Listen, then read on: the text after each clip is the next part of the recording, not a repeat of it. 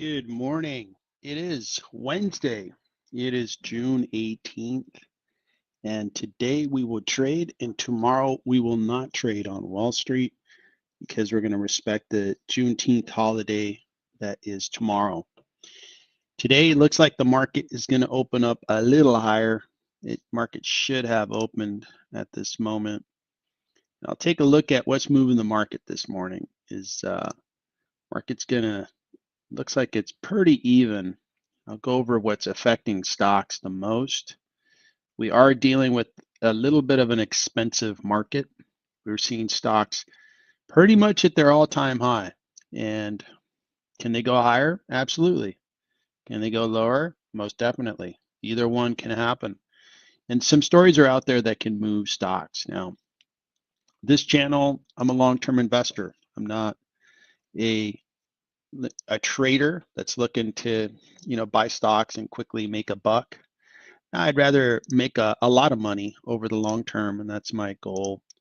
So what we'll do is we're going to take a look at stocks. We're going to do intrinsic value calculations on those stocks and see what we think that stock is worth per share, comparing the stock value based on the free cash flows it's going to produce, which is the most trusted way that successful investors have done it for 100 years, from the days of Benjamin Graham, Warren Buffett, Charlie Munger, to more modern investors. That's what they trust, is cash flows. So that's what I trust. And we're going to look at earnings per share. We're going to look at revenue growth. We're going to look at the balance sheet, make sure the company's not going to have trouble paying its debt and then get itself into really hot water and be sold off for its parts. So we're going to do that and try to find some stocks that are really, really good investments. That's what we're after. We're not after okay investments. Who wants an okay investment, right? If you want that, just put your money with a fund manager, and they could take 1% of your wealth and give you mediocre results. Well, that's not what I want to do. I want great results, and I want to learn along the way. I want to be able to get better each week, each year, make more money each year. That's a lot of fun. Who wouldn't want to make more money? I definitely want to make more money. So that's the intent of this channel, is to do this stuff on our own, because I have tried using wealth managers, and of course, like anybody else, I invest in ETFs and hedge funds. But these guys are not a sure bet, right?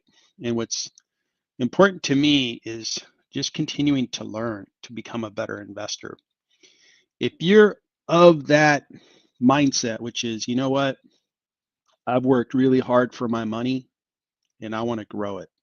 I want my money to grow 24/7, 365 days a year. And in order to do so, I need to really learn. I need to get better. I need to know what types of stocks should I invest in? Should I, and there's a lot of lessons there. There's a lot there to unpack. There's no one single recipe to follow. It should really be the first and foremost, pieces, starting with yourself. Like, what are the experiences you have? What industries have you worked in? What industries do you really enjoy learning about? What industries are you excited about? And then investing in those industries that you really understand. That way you can really understand those companies and invest those stocks. So those lessons are all there.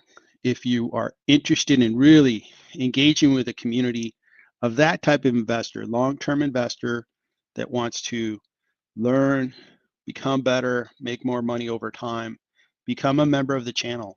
I think you're really going to like the experience.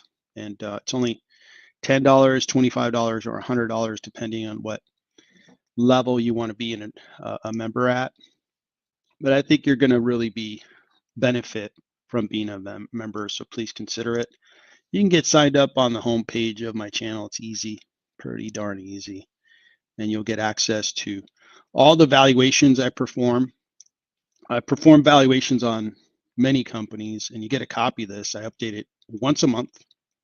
I just updated it this Monday, so all my members can see my research on every stock that I researched. There's a couple hundred in here, and you can just search for the right, ticker, and then you'd see the particular valuation that I've performed. So consider that. Okay, so what's going on, stock market? Are you going to treat us nicely today, or are we going to sell off again? We had a sell off on Friday. We had a sell off yesterday. Monday was a pretty good day. It was a very good rally day. So what are we going to get today? Well, it looks like things are kind of awakening, and banks are really rallying. Okay. And energy continues to rally. That's expected because oil prices are higher. Looks like they're going to stay higher because that conflict between Israel and Iran continues. That makes sense. Staples are beginning to light up green because there's more fear. But other stocks like Amazon's doing okay, Uber's doing well, IBM's doing okay. So not a lot of Netflix is doing good, so that looks good. And pharmaceuticals kind of getting beat up today. So it's like research and diagnostic companies, Intuitive Surgical, which I think is priced too high, is really getting beat up today. The semis are doing okay. There's one stock, maybe we take a look at it again today, AMD. This is beginning to brew up like really good value in AMD. They can catch up or get within a reasonable distance of NVIDIA. I think that stock can really work. So maybe you can look at that stock. Now, if you want to look at a stock, there's two ways. One, if you're a member, just put it in the chat. We'll take a look, do a full analysis on it. If you're not a member, $5 super chat, and I'll take a look at the stock, full analysis. So those are the two ways. Take a look at a stock that you are interested in. All right, so that's what's going on the heat map. What other stories that are moving the market?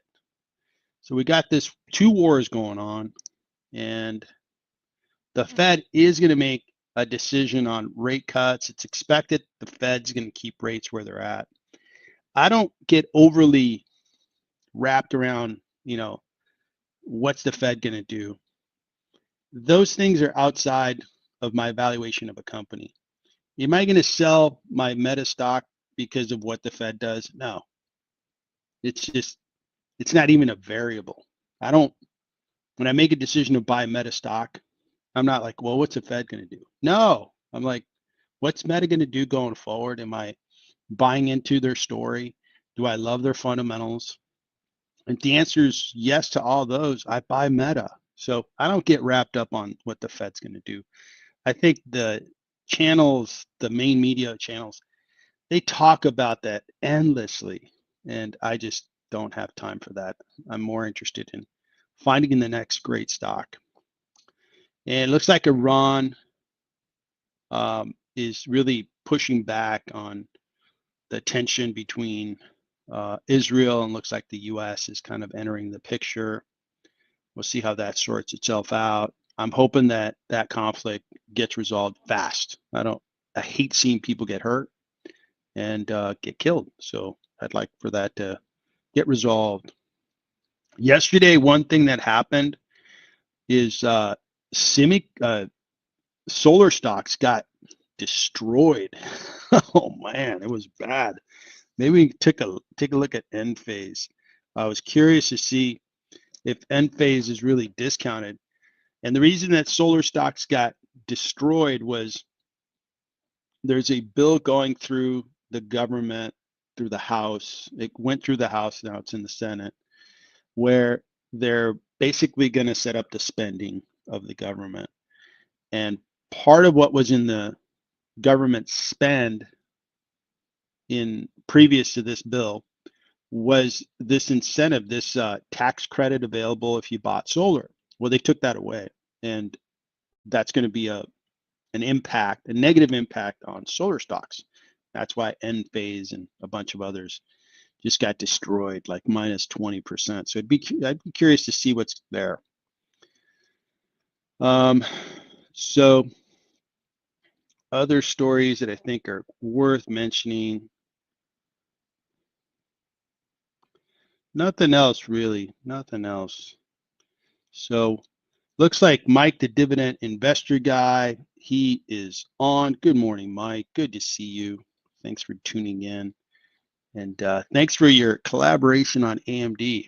I'm going to take a look at AMD again and see what's going on. That's a company that I think is, if they can advance their semiconductor technology, and again, they don't have to beat NVIDIA. They could just get closer, because AI, as it continues to get better and better, and I think the Chinese company, I forgot what their name was, but they came out with DeepSeek, and they showed that they could do large language models and AI with inferior technology, inferior semiconductors.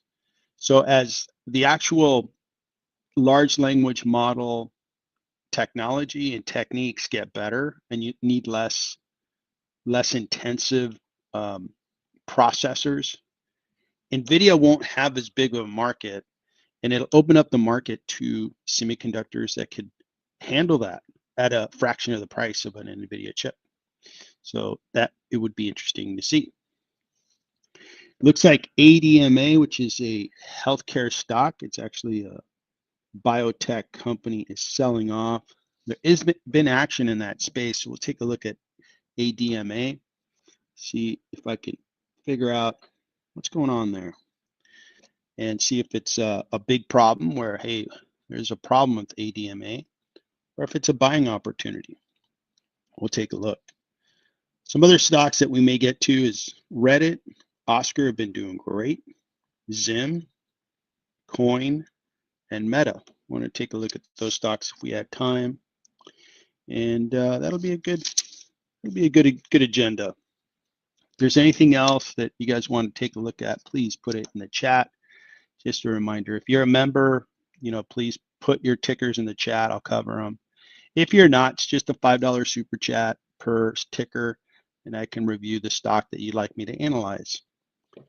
All right, so let's start looking at some stocks. So let's start with Enphase, since they got really beat up yesterday.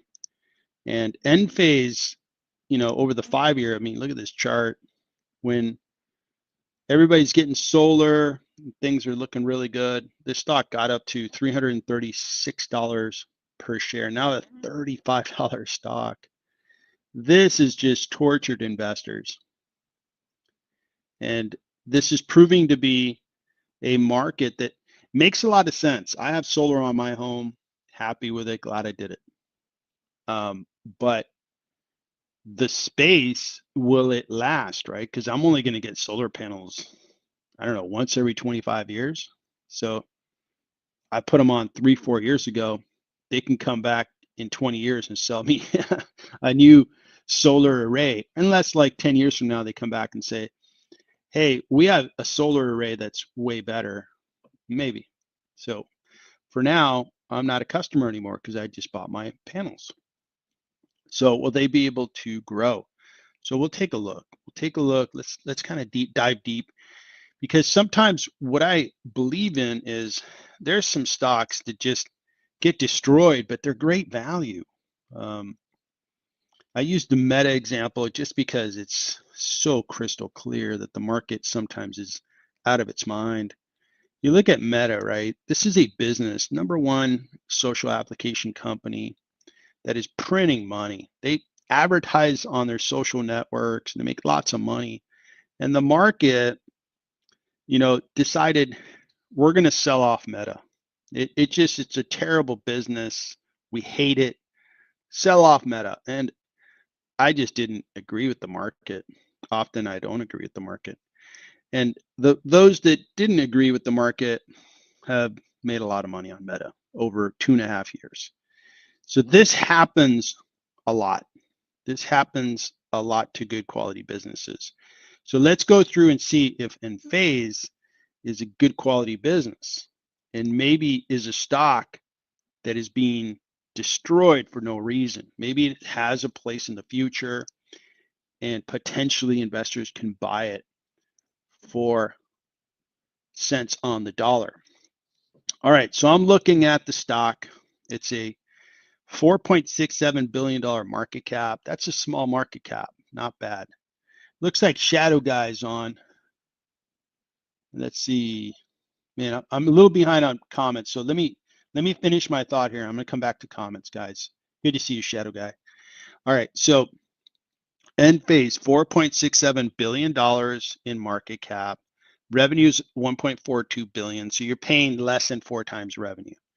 That's a pretty discounted stock. I showed you the graph, or I showed you the stock went from over $300 a share down to 35. PE ratio is 32 this year. Next year it'll be 14. Analysts think it's 98% discounted. Well, that's a little hard to believe. So I'll make my own judgment call there. So if we see back in the 2021 year, a lot of growth, 78% growth, 68% growth in 22. So when you saw that chart go up, it was for good reason. A company that's growing at that rate really is valuable. It's a good quality company. But then they started to decline. They actually plateaued in 2023, and in last year, full year, they were down 41.93%. I like to look at the quarterly because that kind of gives me a sense, did they make a turn from their revenue going down to now it's going up? And the fact is that it is. If we look at the last 2 quarters, positive growth. And the most recent quarter that ended March 31st, it went up 35%. So did this business make the turn? So that's the first, I'm going to call it positive signal that, hey, we might be dealing with a really nicely discounted stock that everybody hates. We can get a great price on, make lots of money. That's the first signal. We're not done yet. We're going to go through and make sure that, hey, this thing looks good from all angles. Okay, so the revenue is beginning to make that turn. And let's see what else we got.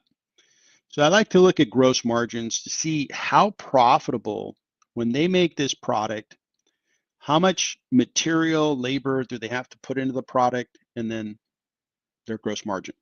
So their gross margin is 36.85%. That's not great. Now their profit margin is decent at 10%. Free cash flow margin is very good at 33%. Their free cash flow is $472 million over the trailing 12 months. That's a pretty good clip, and I'm going to note that because I'm going to need it later. Okay, so that looks good. The margins I don't love, right? I love 80%. I love 85%. But this is acceptable if I'm getting a really good discount. I'll do a desirability chart on these guys in a little bit. Okay, so we've got that. Now let's look at the balance sheet, because I don't want to buy a business that has so much debt, they're going to have trouble to the point where they can go bankrupt. So they have cash of $1.47 billion. They have debt of $1.3 billion. So they can pay off debt immediately. Very good. And they're generating free cash flow. Very good balance sheet. These guys are good to go. Quality balance sheet. So they have cash of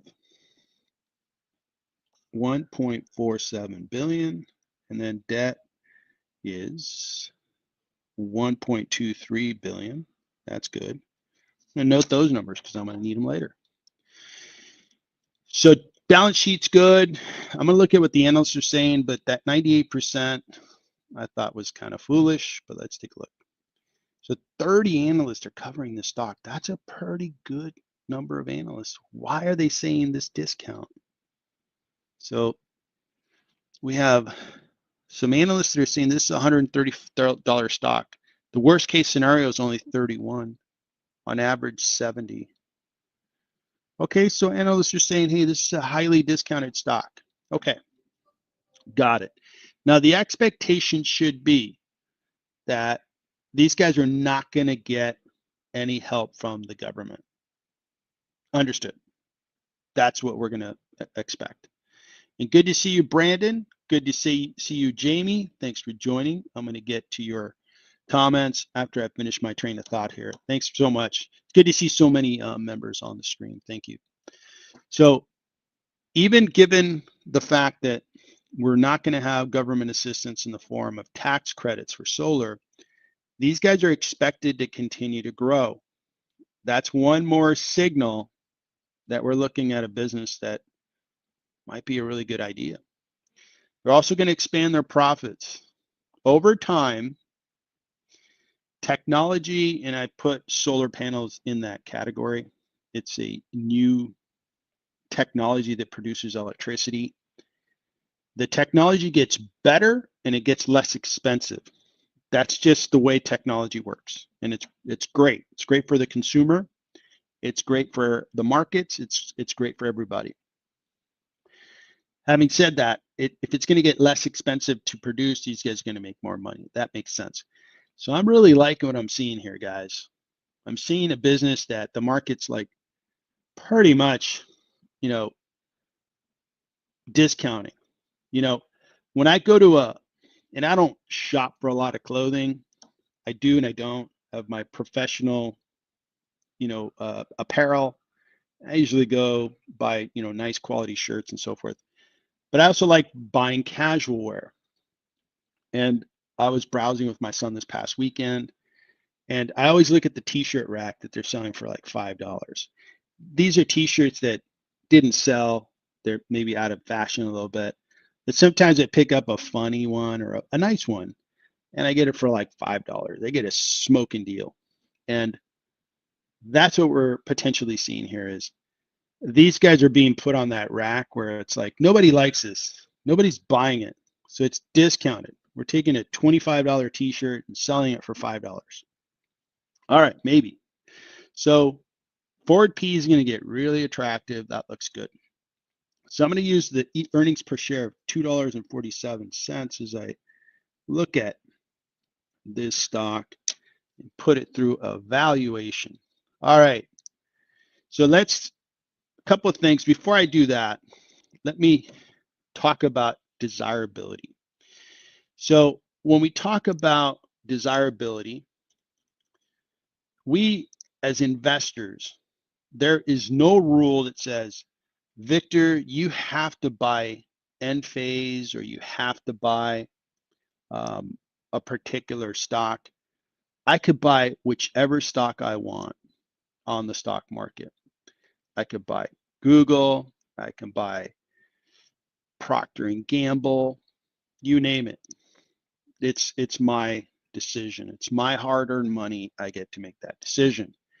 That said, I like to rank companies in a desirability quadrant. If you're in this green, I think you're really desirable. If you're in this red, I think you're untouchable.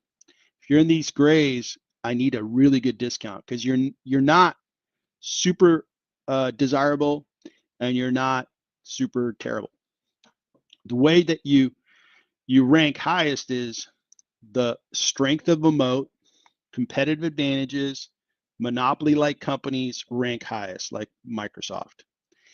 And the other way is you grow, you're profitable, and create cash flow. If you're growing, you're profitable, create cash flow, and you have a tremendous moat, you get to keep growing. You get to keep those profits. You get to keep those cash flows because competitors can't come in and start competing against you. So let's see where Enphase is going to rank. Let's scorecard it. Competition. There is competition. Now, these guys are one of the leaders, so I'm going to give them a B. Network power. I don't know. I don't think they have much network power.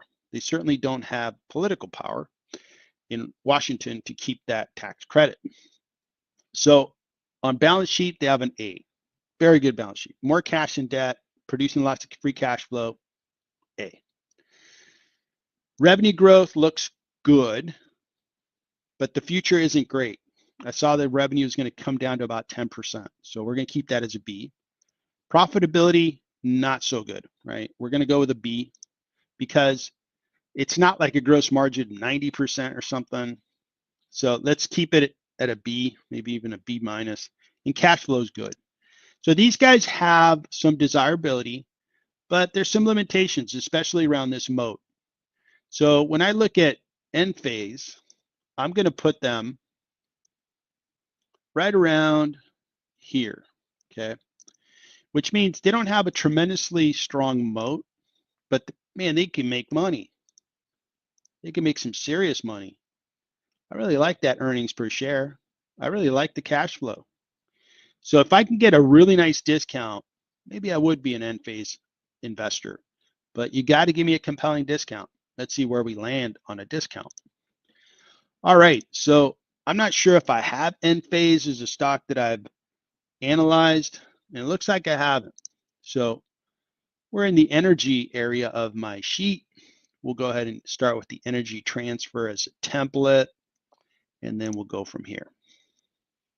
So let me make a little room here in my sheet so I can copy the energy transfer example and use it as a starting point. It has all the calculations and all the stuff that I need for me to use, and then we'll do a valuation on Enphase from scratch. This is so fun for me, guys. I've labored to create this model by, reading books, and I do have an MBA. I have an accounting degree. I've worked professionally as an accountant and so forth. But this is really a creation that helped me really simplify investing so that I can really get to what's most important. In stock investing, there's probably too much information. I think you would quickly agree that, yeah, man, you can get pages of information on a stock. And that could be pretty noisy and difficult to make a decision. So I would say that it's about knowing what to look at and ignore the noise. Okay, so here we are, Enphase Energy, got the symbol. Some of these updated because I've got some Google finance lookups that are looking at based on the ticker. I'm going to go with a higher discount rate. This is a higher risk company. It's a smaller cap. They're in a space that is going to have to adjust to the world without tax credits. So it's going to be a higher risk. I'm going to go with a 10%, meaning I'm taking a higher risk, so I want a greater rate of return. And you'll see where that number comes into the picture. So the trailing 12 months free cash flow is $472 million. Now, it's expected the company is going to grow by more than 10%. So I'm going to grow that cash flow by 10%. As a starting point. So over the next 12 months, I'm expecting cash flow is going to be $519 million. And then every year for the next 5 years, cash flow should grow. Now, I believe that solar has a viable market. Solar for me is saving me $100 to $150 a month, irrespective of the tax credit. Well, I don't know anybody that would say, I don't want to save $100, $200, $300. We have a good friend in Las Vegas, and she and her husband, they save like $300, $400 a month. Well, I don't know anybody that wouldn't want to save that kind of money. Like in Las Vegas, your air conditioning bill is quite an expense. So I think it's going to have a viable market in the future. All right, so this is the intrinsic value of these cash flows. What is intrinsic value? If I added up all this cash that we're going to potentially see that Enphase is going to produce over the next 4 years, and then all the years after year 4 is represented in this field. If we see those, and I realize that maybe this is a little small for you guys, sorry about that. Let's see if I can make this a little bigger. That's a little bigger. Hopefully that's better. Then all these cash flows discounted by 10% are represented as a net present value in today's value. That's what professionally a finance professional, if you said, I'll guarantee you these kind of cash flows and I'll give you a 10% rate of return, they'd say, okay, that's worth 9.3 billion. If you don't know what net present value is, look up your favorite AI tool and put in what is net present value and have it explain it to you. If I'll share some advice, right? Like some lessons or some things as an investor. If you want to be a really good investor, there'll be some terms that you need to know cold, right? If you wanted to play baseball, you got to be able to catch a ball without even thinking. That glove is an extension of your hand. You do it so often, you don't think, you just catch. You know how to catch, you know the technique, you know how to position yourself and so forth. Net present value is one of those fundamentals in stock investing you have to know. You have to know free cash flow, okay? And you have to know why a discount rate is used to get to a net present value. Those are lessons. If you go on the investor calls, we can talk about it. I have videos that explain my model step by step. So do yourself a favor, really get to know these terms. They're really important. That way you wake up 5 years from now and you're making a lot more money because you really understand this stuff. All right, so I am thinking that all that cash they're going to produce is worth more than 9 billion. Now I'm going to add the cash because it's great that they have that kind of cash, that kind of value from their cash flows. But I want to know, if I add cash and take away debt, what is the enterprise value? So I'm going to add cash, 1,470,000,000, and then take away debt because we're going to have to pay off that debt. And the number goes to 9.5. Now this number is wrong because the shares outstanding is not correct. Let's go over and get shares outstanding. So shares outstanding, 131.21 million shares outstanding.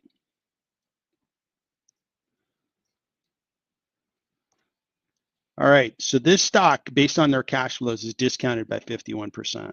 That's a pretty solid discount. All right, so this is based on the cash flows at a rate of return of 10%, because I think Enphase is a higher risk company. If we looked at the the discount rate for like a Meta, a Google, a Microsoft, it'd be 7.5 to 8, because those are low risk companies. But since this is a higher risk company, we want a higher rate of return. This was an international stock, it'd even go higher to 12, 14, 15. Because I want more rate of return if I'm taking more risk. That's just a finance philosophy that I follow, and I'm not the only one following that philosophy. Most investors do that. All right, now let's talk about earnings per share. I like to look at earnings per share as well because that represents a valuation that most investors are looking at. They really are looking at earnings per share. Now the PE, I'm gonna go to 12 because this is an undesirable company, just perception. The perception is negative about solar. So I don't wanna get over my skis on this valuation. So really, the stock is being priced somewhat fairly based on a low PE, even though they're growing. I mean, they're growing at more than 10%. This past quarter, they grew much better. The growth rate's going to be there. But let's be conservative and say that, hey, the market isn't going to love this stock anytime soon. That's fine. Overall, this stock's discounted by 40%. Now, the stock did pop a little bit. I think last time I look at that, it popped a little bit. So some investors are buying into Enphase, saying, you know what, this is just too good of a discount. I mean, look at this chart. So they're buying into Enphase. And you know what, I'm going to follow this stock. I like buying stocks that everybody hates, but there's value. You know, the money spends the same. If this company produces good revenue growth, standing up independently of the government, and they deliver a great free cash flow, they continue to load up that balance sheet with cash, I'm a buyer. So am I ready to pull the trigger?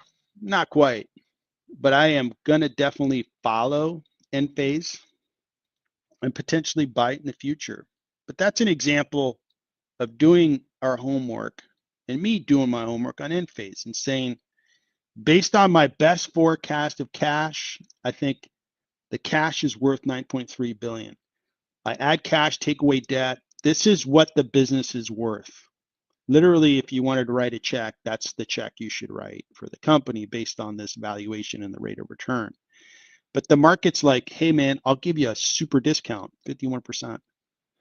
Well, that's pretty compelling. So I'm going to sit on it, wait, maybe sleep on it, maybe buy it on Friday, maybe buy it next week, maybe not buy it. I haven't made a decision, but I can tell you it's pretty compelling. So I'm going to go over to my watch list. I'm going to say, hey, I got to start following Enphase Energy. Now the opposite works, right? Where this stock is being just beat up. Nobody likes it. And then there's stocks that everybody loves, just for there's no fundamentals behind it. It just keeps going up because it went up and because everybody loves it. Those are the stocks that I don't invest in, because someday there'll be a day of reckoning, especially if it's a company that has the fundamentals are completely detached from its valuation. So that is Enphase. Thanks for being patient on the chat. Let's take a look at what we've got on the chat. Really good stuff here. All right. So, Mike, we got ADMA on the list. So do me trash.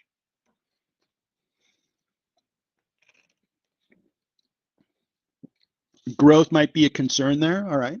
We'll take a look. We'll form our own opinion on that. I will form my own opinion on that. Shadow Guy.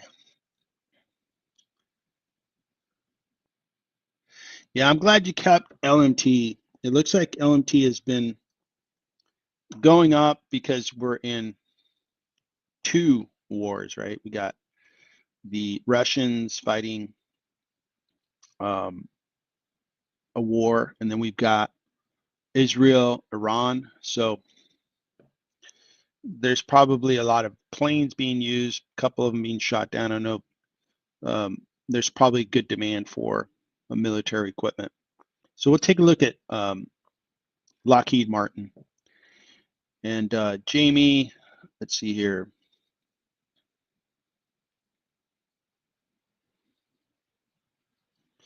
So let me put this up here.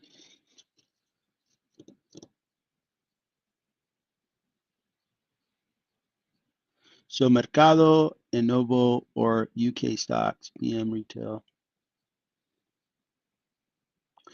So I think the comment that I provided to you was Mercado Libre, which is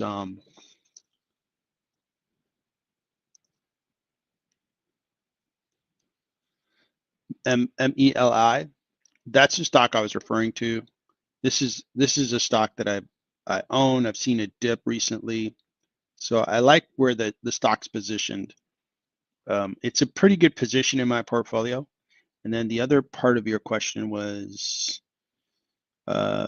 Novo. And Novo Nordisk is a stock that I'm accumulating because their growth has been really good and the stock's been really beat up, down 47% over the 1 year. The growth has been really good. I think there's a lot of doubt around their product lineup, their pharmaceutical lineup. I'm just not buying the doubt. These guys continue to perform. And geez, at what point are they going to get credit for growing their business 24% when they are a very good business, very big business? So that's what I was referring to. Thanks, Jamie. Appreciate the comment. All right, Kareem Biggins, any thoughts? Chip stocks outside of NVIDIA? I do. So we put that on the list.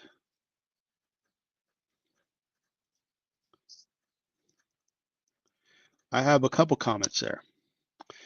And thanks for joining. Rotel and cheese.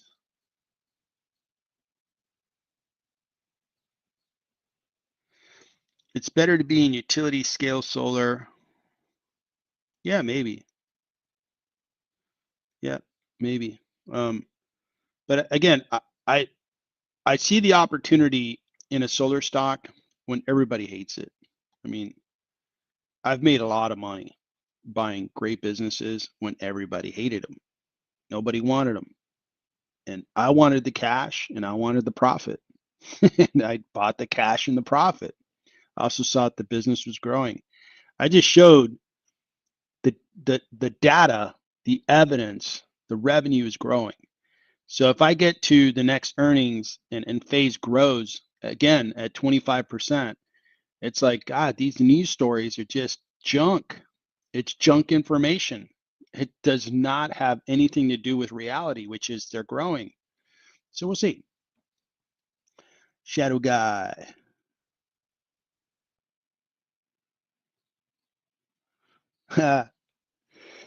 So good that I remind you of one of your dad's, one of your friends near your dad's place in Fallen, Nevada. Cool. Brandon, CPRX. Yeah, I've noticed that Catalyst, not sure what's going on there. I'm sitting on a really good gain. So let's take a look at that one. All right, perfect. All right, so here's the list is we're going to look at ADMA, and then we're going to talk about Lockheed Martin, some stocks outside of NVIDIA, which will include AMD and a couple others that I've got up my sleeve, and then we're going to look at Catalyst. And just keep it coming on the chat, guys. I will get to it, and let's move on. So ADMA has been selling off. So what is the story on ADMA?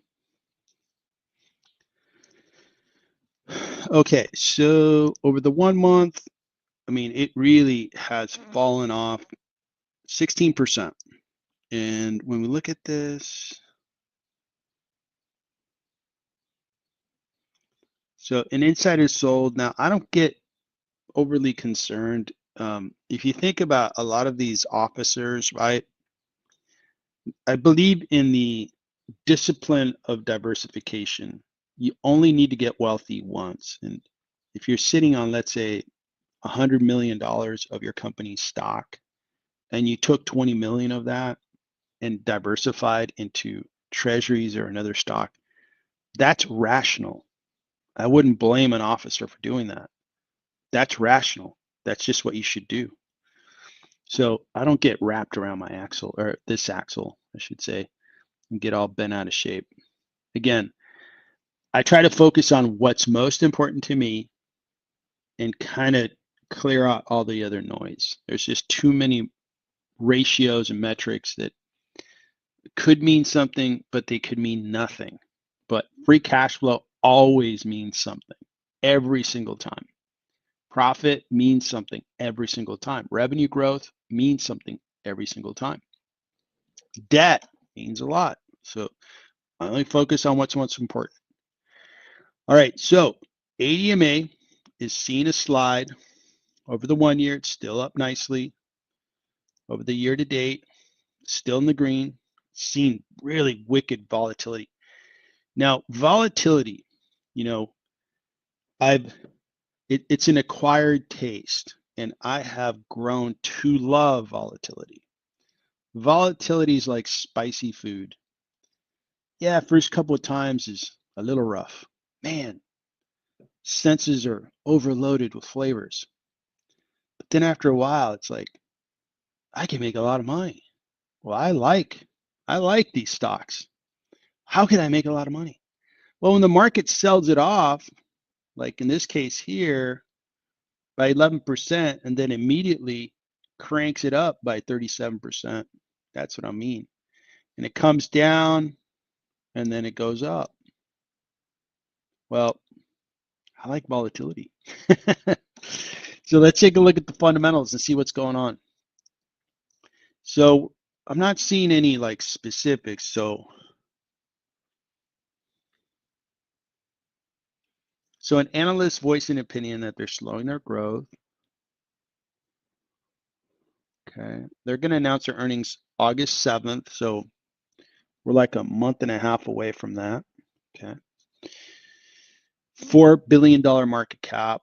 Revenue is 4.59, so you're paying about 9 times revenue. That's not expensive. P ratio 21. I'm going to show you that they're a growing business, so that's not expensive. Okay. Let's take a look at growth. Boy, they're slowing growth. They're going to go from 62 to 50. Well, I don't know if that's a big problem, guys. I really don't. Now, this is a little bit of a concern. That what was their Q1? It may be there's throughout the year you have, what's the right term? Seasonal effect. Last year they grew by 43% in the first quarter, and I'm looking at the quarter to match Q1. They grew at 40%. Now it's a bigger number, so that I can understand a couple points coming down on the growth rate. You follow me? Like if you're growing, you're a $100 million business, and you grew by 25%, that's 25 million. But the following year, if you grew at 25 million and you're comparing it, or you're dividing it by 125 million, the percentage rate drop. That's just the math, right? So that's not as concerning now that I look at the compare. Okay. Now the next quarter, I expect they're going to see a nice 70% growth rate, 60% plus, and I would be not concerned. I'd be like, are you kidding me? This business is growing in the 60%, and analysts are bad mouthing the growth. And yet you go to like a Netflix. Let me show you Netflix, which I think is overpriced. I've owned Netflix. I made great money on Netflix. Thank you, Netflix. But when we go to this guy, and investors are like, oh, wow, look at this growth, 15%. And these guys are like crushing it. Whatever. 15% is not crushing it, folks. 100% is crushing it. Yeah, I agree. 100%. But not 15. 62% is very good. So that looks good. All right, let's look at margins. 52% gross margins. These guys are doing biotech, and I believe they're creating, and I am strong at math, accounting, finance. I know software really well. But when it comes to biology and chemistry, it's not my strong suit. So the way I describe it, you're going to tell. You're going to be able to tell that. I believe ADMA is creating living compounds that then get introduced to people and they get healthier. And that's what they're creating. So 52% is because they're not like a pure play pharmaceutical where it costs 10 cents or maybe even a cent to make a particular pill, but you sell a bottle of those pills for $300. So your cost is like 25 cents to produce it, and you sold it for $300. That's really good margins. So these guys are doing that. Profit margins are really good, 45%. Free cash flow margin is excellent at 19%. And they're a small business and they're growing this fast. So I'm liking ADMA. I'm liking ADMA. Balance sheet solid. Let me just go to my valuation.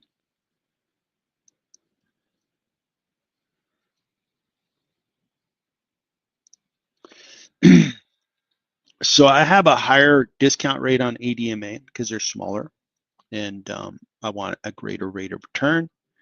But overall, these guys continue to be discounted. Now, it's not a overwhelming discount, I would say that.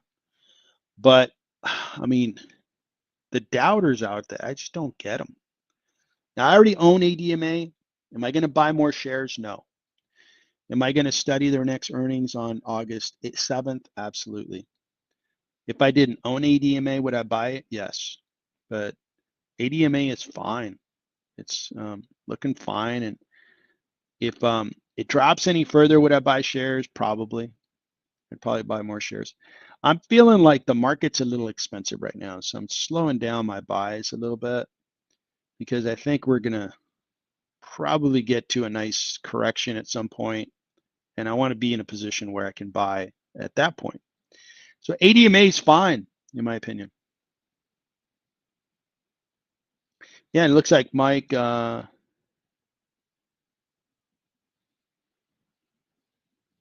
Good. I think it was, I can't argue with buying more ADMA. Now, I've got a good selection of healthcare stocks, including ADMA, Catalyst, United Therapeutics, now Novo Nordisk, small position. I'm building it. I have Pfizer in there, and I have insurance payers as well. I'm very happy with like that portfolio. I would say that healthcare just is not getting a lot of love, and it might be that all the oxygen is being consumed by the AI trade. People are excited about AI, so a lot of the growth, like investing, is going to AI, and they're forgetting that these companies like ADMA Biologics, these companies are growing by 60%. It's like, guys, I'll buy when nobody likes them because someday the pendulum's going to swing back and they're going to be like, oh, healthcare. Oh, wow. Okay. And then that's where I see my money grow fast. That's what I want to see, my wealth grow. All right. So that's ADMA. We're good there. And again, if you are a member, you can look up ADMA anytime. Just go to the sheet that's in the shared folder, Control F, type in the symbol, boom, takes you to ADMA. And you can look at the research that I've completed, my valuation based on free cash flow, based on earnings per share, and then have that as a reference point as you make your decisions on investing. This is never like buy advice, investing advice, but I'm sharing my analysis with you. Hopefully it's interesting and is helpful for you to organize your decision process and make a good investment. All right, so that's ADMA. Got through that one. Lockheed Martin, LMT. I don't have Lockheed Martin as a valuation, but let's take a peek. And I'll tell you why Lockheed Martin is not a stock that I've invested in, but I'm glad that the investors that are in it are doing well. So over the 1 year, we're only up 3%, which is unfortunate. And they started to see a big sell-off. You see the sell-off? Over the 5 year, up 20, call it 25%. They do pay a dividend. So you add that dividend, maybe you're up 36% or so, which is underperforming. I want to see stocks at that 100% mark, 100% rate of return over 5 years. That's the goal. It's not a low goal. It's not a, well, if they could just do 10% a year or 5% a year. No, investing's really hard. I want to find super winners, right? I want to find really good winners. I don't want, 25% rate of appreciation and then a dividend. That's not good enough. Now, let's study the fundamentals. Is it a stock that just is unappreciated? Well, right now they're catching a lot of tailwinds, right? There's 2 wars going on. So there should be spending. Let me show you why. Well, first, let me go over the fundamentals and then I'll show you why I don't like this particular aerospace and defense company as well as others. Market cap's pretty expensive, 111 billion, revenue 71 billion. So you're paying less than 2 times revenue, showing that this is not a high-tech company, right? You have companies like, geez, Palantir is like, you're paying 100 times revenue for that company. That's what investors are paying. I don't pay that. I'm not an investor. PE is 20, forward PE is 17. And then analysts are saying that it's discounted by 11% if they look at the earnings per share. Now, see these growth rates, they're really shallow. And if we look at quarterly, 4%.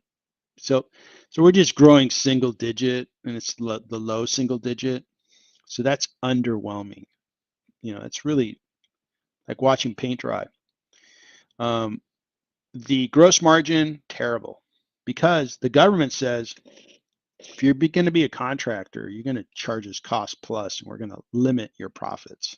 So they do have kind of a pretty reliable source or reliable customer in selling to the US government, other governments that they're allowed to sell to, but margins are terrible.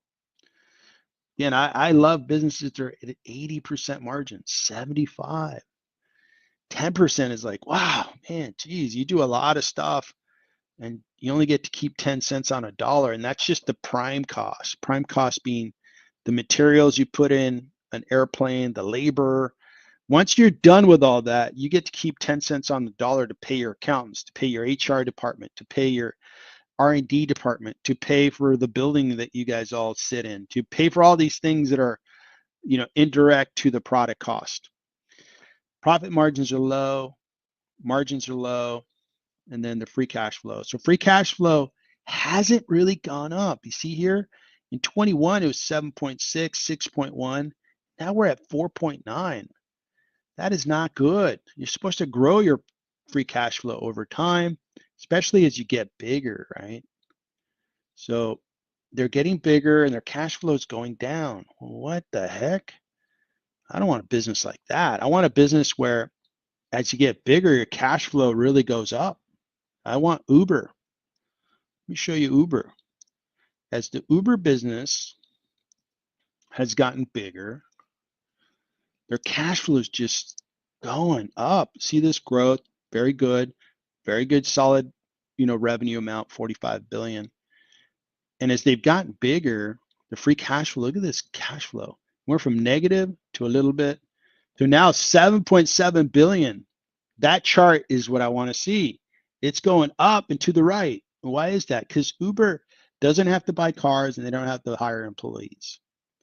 They continue to grow and more people want to gig on Uber and they want to do Uber Eats deliveries, soon to be robo-taxi on Uber, which they're already doing with Waymo in a couple of cities. They're doing it with the Chinese robo-taxi company in Abu Dhabi.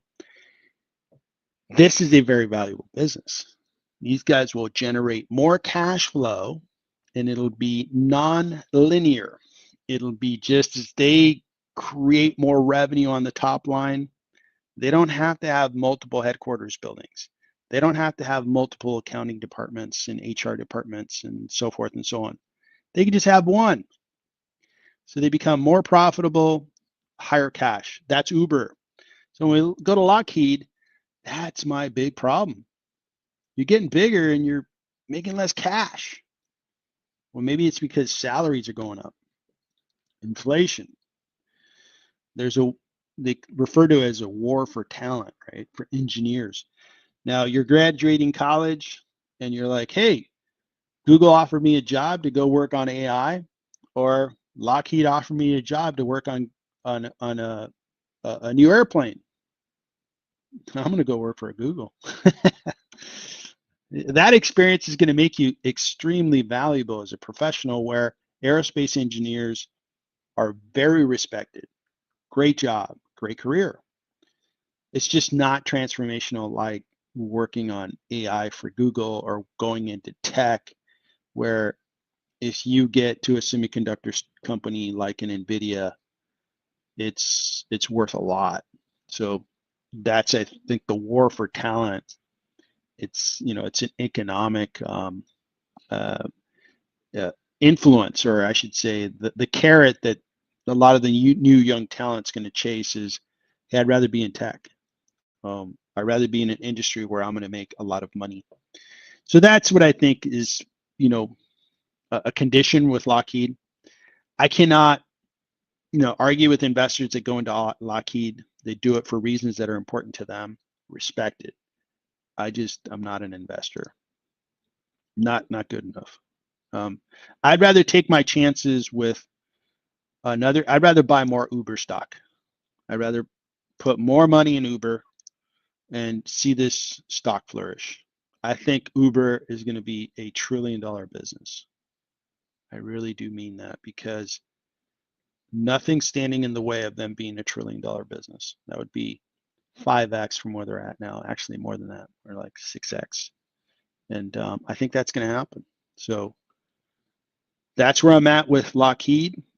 I'd rather use my capital elsewhere, and that's how I feel about it. Not the first time I've said it, by the way. And we're a community here, right? I love hearing comments where people completely disagree with me, because I really study their comment. Is, do I have a blind spot on a stock? Their situation is different than mine. They may be after a different outcome than I am. So I think disagreeing on a stock is healthy. We should always have that. In our community, that's appreciated. It's encouraged. Please bring comments if you think you're a different point of view on Lockheed. I want to hear it. I want to study it. All right. So got through Lockheed. The question was asked, are there some semiconductor stocks outside of NVIDIA that are worth considering? Absolutely.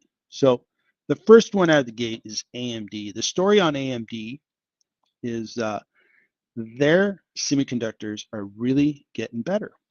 And their stock's up 10% over the 1 month. Over the 1 year, it's down. Over the 5 year, it's up. Not crushing it, but it's certainly qualifying that 100% rate of return, right, that I would like to have. Most definitely. Look at this volatility. Holy smokes.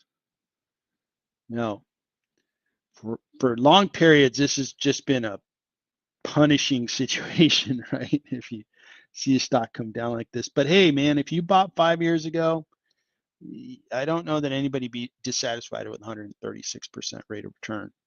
This is a $208 billion market cap company. You're paying 9 times revenue about. PE is a little high in the current year, 94. It's high. Forward P is 31. Analysts think it's discounted by 10%.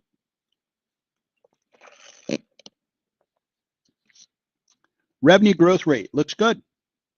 21% on a pretty big number. And if you look at the latest quarter, it's accelerating. Look at this revenue acceleration. We went from 8.8 to 17.5 to 24 to 30. Hey, that's a very positive signal.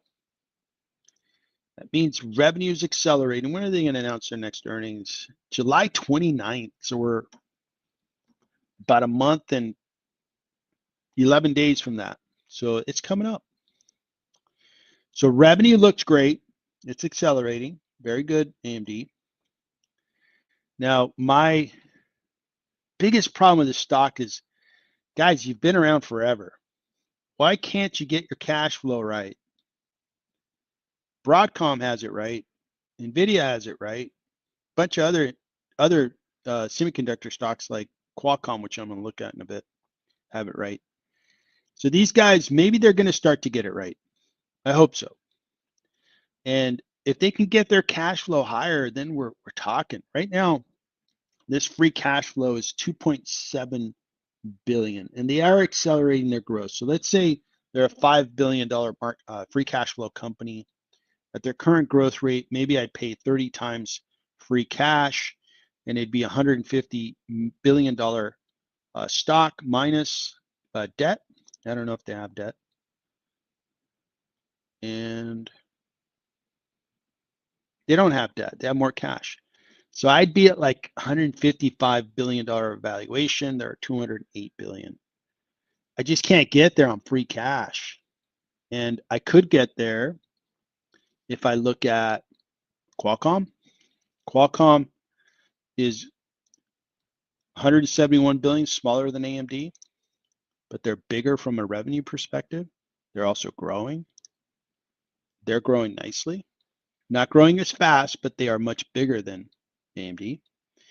And when we look at cash, the free cash flow is phenomenal. AMD's at, was it 3.7 billion? These guys are 11.7 billion. They're like 3 times bigger than AMD from a cash perspective. And they're growing it. See how this is growth? It's trending to grow. So these guys have figured out how to make their business produce cash. And that cash is being loaded on that balance sheet. So I like Qualcomm a lot. I've been buying Qualcomm. Qualcomm's been working. And their margins are good. Their gross margins are great for a semiconductor company, 55.68. These guys are primarily in smartphones, mobile phones, do it very well. But they're now getting into the communication between data centers and clouds. And that's going to be a very good idea for them. So outside of NVIDIA, The first idea is Qualcomm. Qualcomm is discounted nicely. It's a good stock, good solid company. It's been doubted for a while, but now it's beginning to do well. Year to date, it's barely in the green, does pay a dividend. Or the 5-year, up 73. So I haven't owned it for 5 years, but I can tell you that these guys, I think the days ahead look far more prosperous than the days behind them. They're also doing a Snapdragon chip that is going into PCs, laptops, and that's been a very popular product. It's been a successful product launch. So they are beginning to take share away from Intel, which is interesting. Their Snapdragon chip is made for phones. I have the Snapdragon chip on this guy. Love the performance. And what it does really well is it really manages power very, very well. So my battery on my new phone, I used to have an iPhone, and that was one of my undesirables of the iPhone is the battery is not very good because the chipset is not optimized. The Snapdragon chip, I've gotten this phone, I mean, I've used it for hours doing some pretty good workloads on the phone, gotten it down to 60. I use it for hours and it doesn't get down below 90% battery. So it's just a superior design in its Snapdragon chip. I think it's going to be more and more popular. It's on the Samsung. It's, I believe, other devices are beginning to use a Snapdragon chip, and laptops are beginning to use it. So you can have a laptop that has battery life for days, which is really cool. The other stock, and this one's one of my favorites because they're small, ALAB, beautiful. Good to see that it's coming, that it's going nicely. Let me go chart this guy on. So ALAB came out of a live stream, and it was a little idea that somebody came up with. And you see volatility.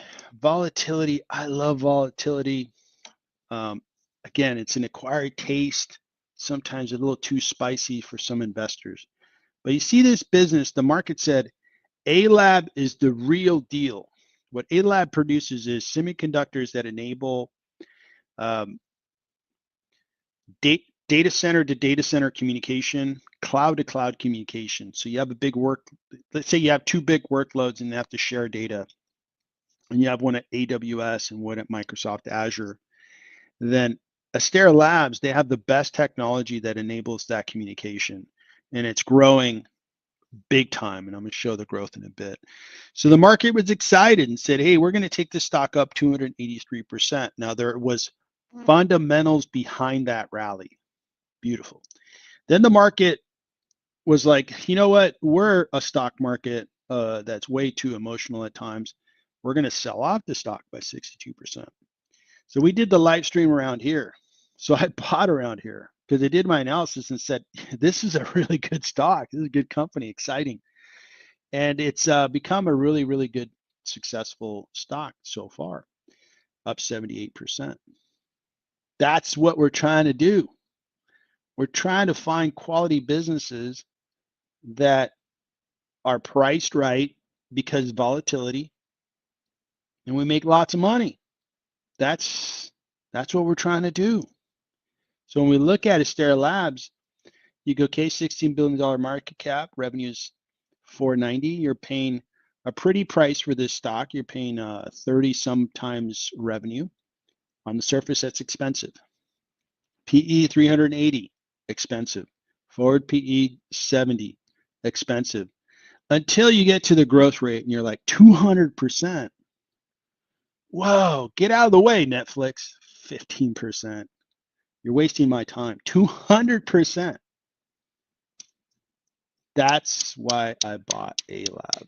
Anybody who's growing at 200% is going to get bigger. And what makes this recipe even tastier, they cash flow already, margins of 75%. And they are a fabless semiconductor company, meaning they have TSM manufacture their semiconductors, so they don't have to pour a bunch of capital to grow. they could just put in a bigger order with TSM. So this is another idea outside of NVIDIA. I still have A-Lab discounted. It's on the sheet. You can, I think it was Cream Biggins that asked. So you can go on this sheet that you have access to in the member folder, and you can look up A-Lab, and it's fairly priced, but you know what? I would still buy shares on dips. And I made myself this agreement that when it gets 25% above intrinsic value, when I see this figure go negative 25, I would be selling my position, because this is a stock that can do great, but it's semiconductor. I could wake up 2 years from now and another company leapfrog these guys, and then you got problems. So I'm not going to get greedy. So these guys here, if we look at A-Lab, it's doing great. You know, since I bought, it's a good winner. And this shows that, hey, volatility is a good thing. Volatility gives us great prices. It gives us that shirt we wanted to buy, and we saw it in the store for $50. And you go back one day and you're like, $15 for the same shirt? Yeah, thank you. I'll buy it. So Astera Labs is another idea outside of AMD. And I'll leave you with those 3 ideas: AMD, Qualcomm, Astera, just to kind of finish that segment. Catalysts. Let me check on comments really quick. And Brandon, I'm going to cover catalysts next. So Cream Biggins, you want to talk about DraftKings? Glad to. I've been enjoying the NBA playoffs, although I think the Oklahoma City Thunder are going to wrap that up. Boy, the first 4 games have been, it was a total battle. Awesome. Good job. Indiana Pacers and Oklahoma City Thunder. You guys have put on a really good show. All right, so Nicholas, good to see you. And then we've got Shadow Guy.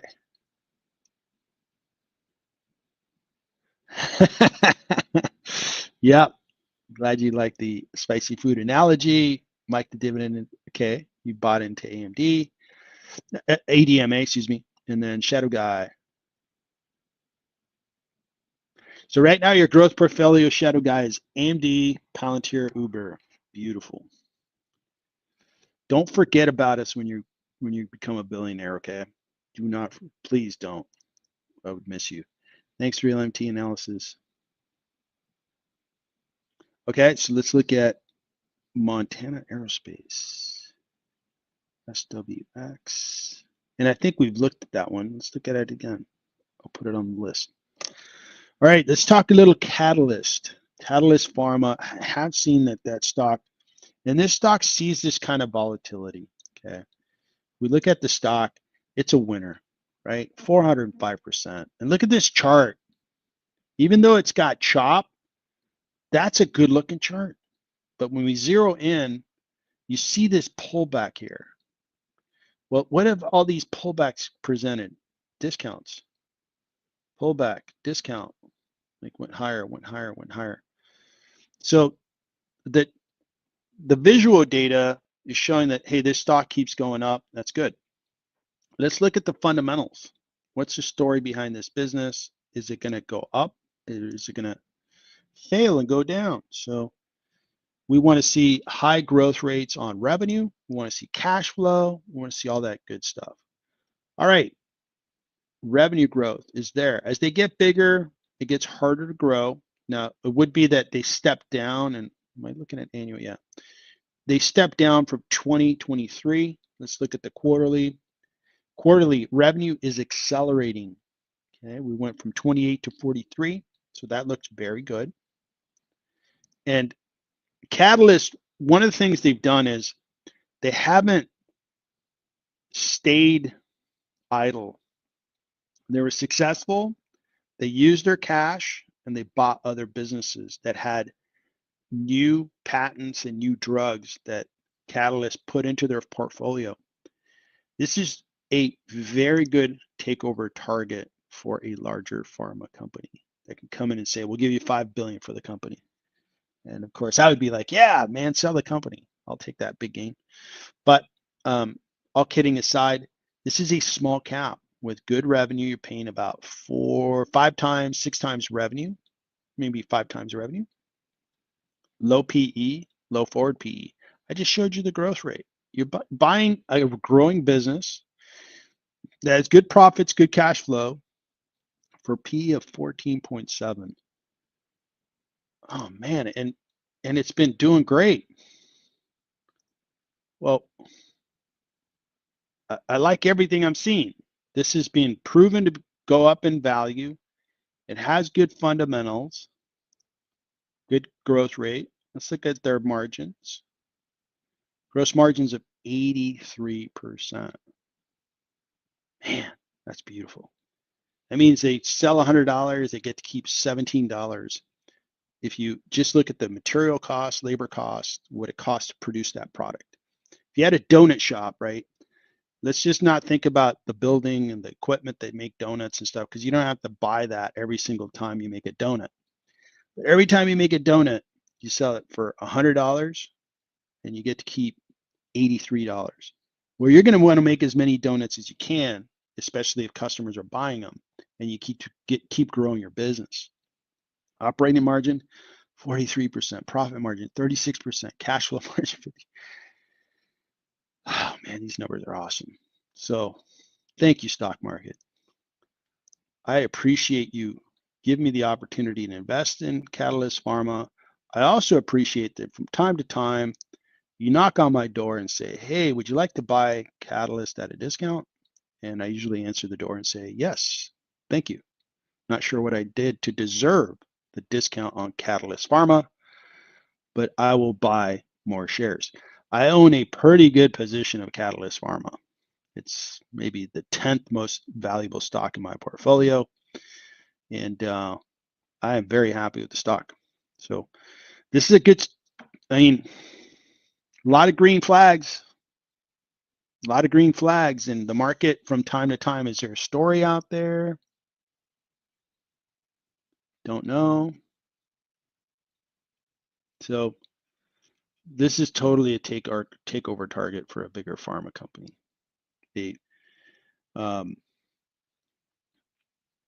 I could totally see them being acquired, and they come in and offer 5-6 billion for the company. And as an investor, I'd be like, cool, overnight, the stock went up 60%. I've been there. I've been there with small caps where, overnight I made 60%, 70%. We'll see. We'll see. That is never assured, but most definitely a potential event for Catalyst. So DraftKings. Now these guys, man, for the last 10 years, I just heard how much money these guys were going to make and how this was going to be an awesome trade. Well, it hasn't been quite awesome, right? And let's take a look at their fundamentals, because I get what they're doing, right? They have a platform, people bet. There is some regulation where they just don't want everybody betting money and losing their life savings and not being able to pay their mortgage and stuff. So let's take a look at DraftKings fundamentally, see if it is a stock that has some green flags or a lot of red flags. So these guys are a $19.2 billion market cap company. Revenue is $5 billion, so they're less than 4 times revenue. Not bad. Forward P is a little expensive at 63 right now. They don't have a P because they're losing money. And it's a strong buy according to analysts that say, hey, it's discounted by 40%. Well, we'll see. These guys year to date are in the green. That's good. They don't pay a dividend yet. Okay.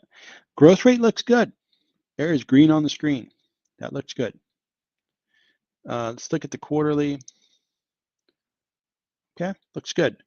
As you get bigger, it's harder to keep that growth rate percentage-wise, up where it was before, because you have bigger numbers. Totally understand. That growth rate is good. We look at cash flow. They are cash flowing. Looks good. Margins look decent. Okay. And then profit margins right now are negative. These are going to improve over time. Okay. Right now, they're still battling it out, trying to get market share. So they're growing. Their margins are not awesome, right? I can get better margins from Meta, Google, Uber. I mean, I can give you a list of 20 companies I can get better margins with. Free cash flow, 359, growing at their rate. I'd probably multiply it times 20. That would get me to about $7 billion of value minus debt. Do they have debt? Yeah, they have a little bit of debt. Not too bad. They have a $1.12 billion of cash, $1.92 billion of debt. So call it $800 million of debt, which isn't bad. So my valuation was going to be about 7.5 billion. I'll round up to 8 billion potentially, and they're way at 19. So this one here, it's not a stock that I want to have. It just doesn't have enough value.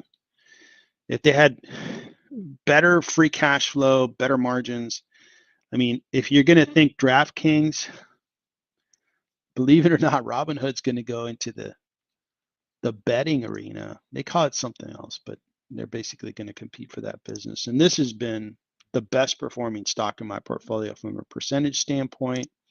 Just been a stock that, look at this volatility. Nobody liked Robinhood, but then it was down to $8 per share. Now it's at 75. Man, investing is fun because I picked up Robinhood when it was down at those lows, and it's done really well. Well, this stock here continues to grow. Look at this growth rate. Let's look at their margins. So we just saw DraftKings had margins that were like 33%. These guys, we're not going to see a gross margin because these guys are financial services, but they're at 48% profit margin, the bottom line. So when they sell $100 profit after everything's paid for, they get to keep $48. That's great. So free cash flow is looking good. Overall, I still see a discount on Robinhood, even after all this appreciation. And this is a stock that I really, I saw it coming, I bought it, I saw the fundamentals, I saw the growth, and everything's kind of come together. DraftKings, these guys, not to say that Robinhood's going to be principally a place or a platform where you go make bets. They are going to have a category for that. Forgot what they call it. They don't want to call it gambling or betting, but I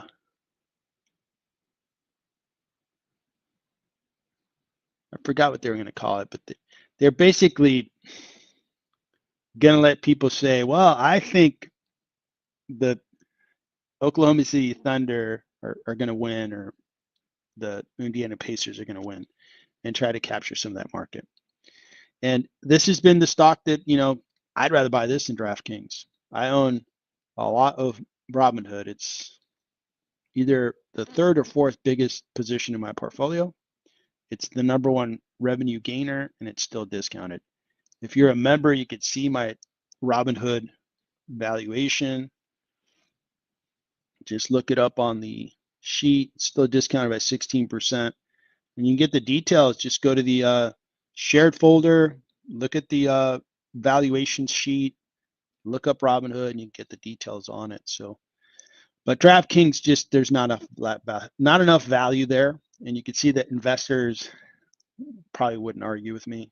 They'd probably be like, "Yeah, this one hasn't really gotten going," and it's a popular stock. Be careful with these popular stocks that people can really easily understand. DraftKings, everybody understands what it is. Totally get it. But beware that if everybody can understand it easily, maybe you have a bunch of investment that is not based on fundamentals, but just based on, well, I get what DraftKings does. I get what Walmart does. So I'm going to buy Walmart. I'm going to buy DraftKings. All right, well, maybe that's good, maybe that's bad, but it's not based on fundamentals. I'd rather buy a stock like Catalyst that, if I ask the average person, do you know Catalyst Pharma? Nope. But you look at their fundamentals, look at the gains on it. I don't care if nobody's ever heard of it. I love their fundamentals. Money is money. Cash is cash. So That's my 2 cents on DraftKings. All right, so we are nearing the end, guys. I got to move to the next thing I've got on my agenda today. So I'm going to go 6 more minutes, 5 more minutes now. And looks like we covered Lemax too. Good to see you. Thanks for joining. And Jao Rocha, thanks for joining. Brandon Y, selling hood calls has been great. Interesting. All right, making some money on options. All right, the last one, we're going to wrap things up by looking at SWX Aero. That's Montana Aerospace. We've gone over this one before. 1 year looks, wow, look at this increase. Let's take a closer look. What is going on with this Montana Aerospace?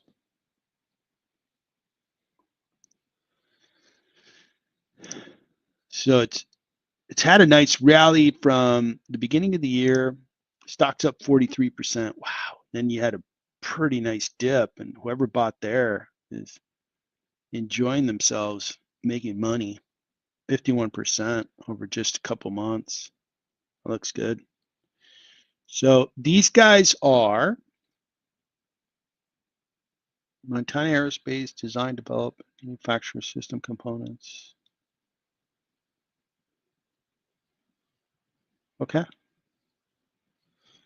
So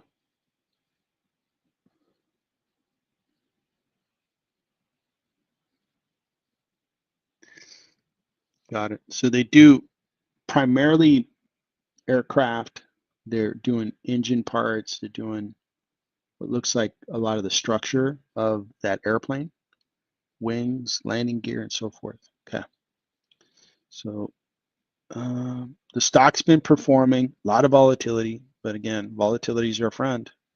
You know, who wouldn't want a discount if you believe in a business? Growth is good, 16%. Quarterly, very good. So that looks really good. Take a look at margins. So free cash flow's there. It's small, but I think this business is a little small. Margins are better than Lockheed. That looks a lot better.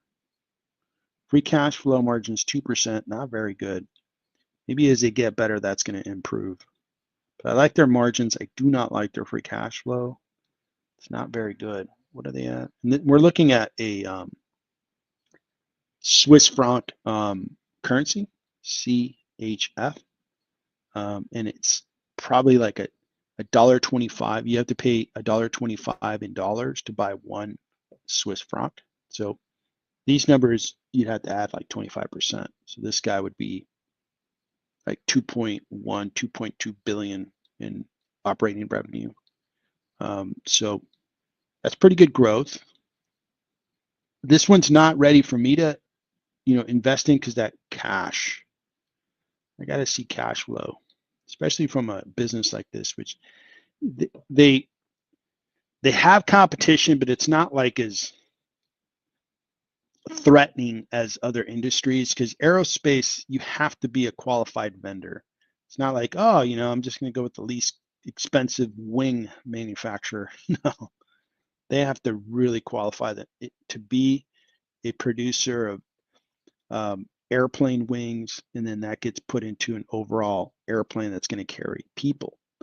So these guys have naturally some really strong moats. There's only a few companies that do that, and they're going to maintain that exclusivity, or only a few companies get to produce that product. So that's good. But the free cash flow is just not there. I'd like to see that cash flow jump up. At their current valuation of over, let's see, 1.28 billion. Okay, and this is in the Swiss francs. And I'll keep it as Swiss francs. I'd want to see like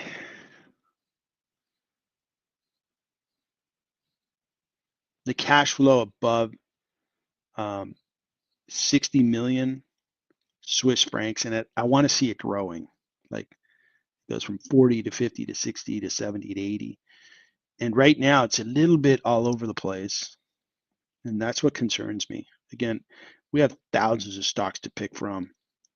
I'd like to get a stock that's exciting and is really going places with its cash flow. And this one just isn't right there. But the market's like the stock. Market's saying, hey, we're buying. This war is probably helping the stock. Like, hey, if there's going to be a war, they're going to need more airplanes. And the stock's working. But over the 5-year, not a winner. It's kind of a loser. So if you're in this stock, Shadow Guy, congratulations. It's been a good rise year to date. Glad to see it for you. All right. Good stream, everybody. Thanks for tuning in. It looks like, yeah, we've got some good ideas brewing on the chat. Got some options. And good luck with those options. Good luck with the stocks. Thank you for the questions. We covered a lot of ground. We went over Enphase, AMD, ADMA, LMT. We talked about ALAB, Qualcomm, CPRX, DraftKings, and then Montana Aerospace. We also talked just quickly about Uber. We talked about Meta. We covered a lot of ground. Again, me as an investor, I'm trying to make it as simple as possible because stock investing is already super difficult. And the techniques that I'm sharing with you are to really try to get to a valuation that I could explain. You know, this is where the cash is coming from. This is the profit. And then make decisions on top of that. Like, hey, I really like the business. I believe in their business. I think this is what the business is going to do. And not be an investor that's like, well, I'm just going to buy the stock because everybody's buying the stock. I have no idea how much money they're going to make. I have no idea how much profit they make. I have no idea how much cash they make. There's a lot of investors out there that are like that. And, you know, maybe it works for them, maybe it doesn't. But I want to keep growing my portfolio. I'm doing well this year. I did well last year. I did well the year before and year before. And I just want to keep it going. And I think I'm going to keep it going if I do my homework. So I appreciate you tuning in. Hope you found it interesting. I look forward to tonight's member call. We can talk about the market and what happened and see how we can prepare for Friday's trading. Tomorrow we don't have any trading. What's going on here? Whoa, this website's not working for me. All right, guess I'll have to go over to Google. Maybe Google is going to give me an update on the market.